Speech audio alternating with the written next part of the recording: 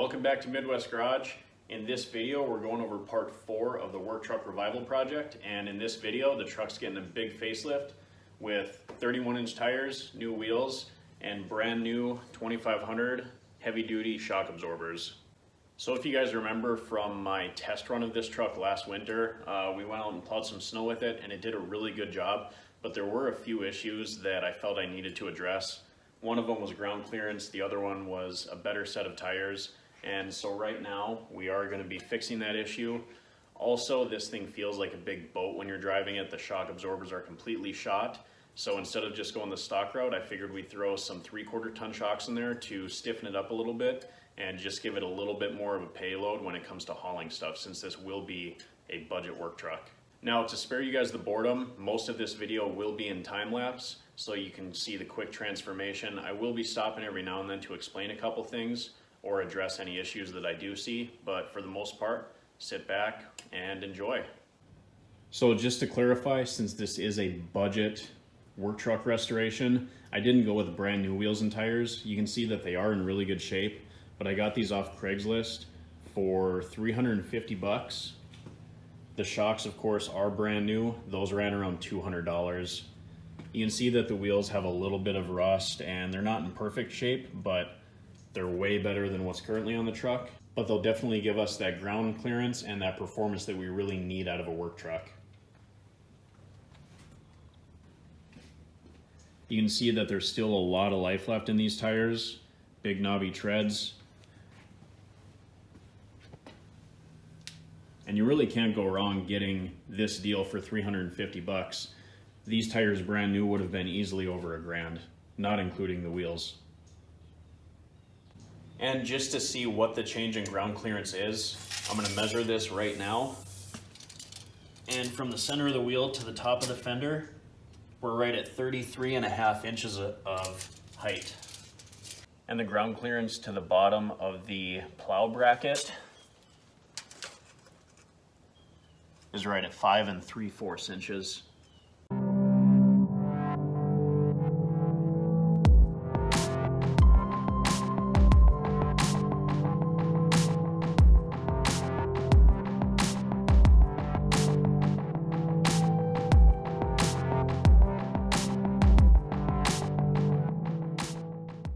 So a little bit of a change of plans here.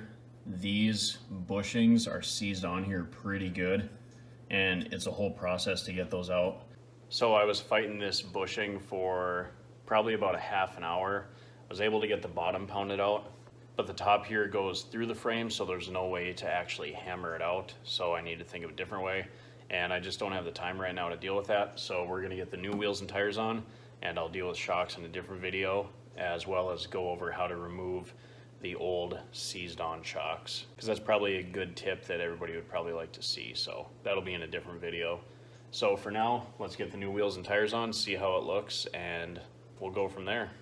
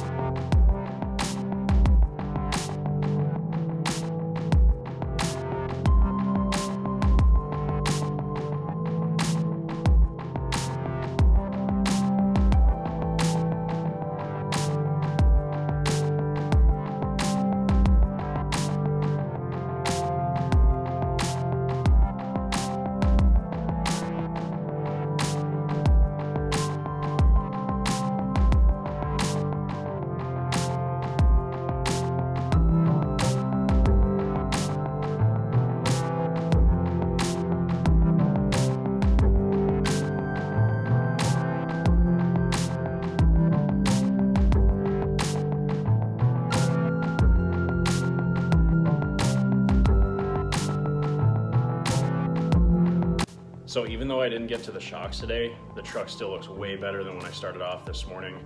So let's see how much lift we gained just off the tires. I think at the beginning of the video, we were right at 33.5 inches to the bottom of the fender. And now it looks like we're right at 35.5.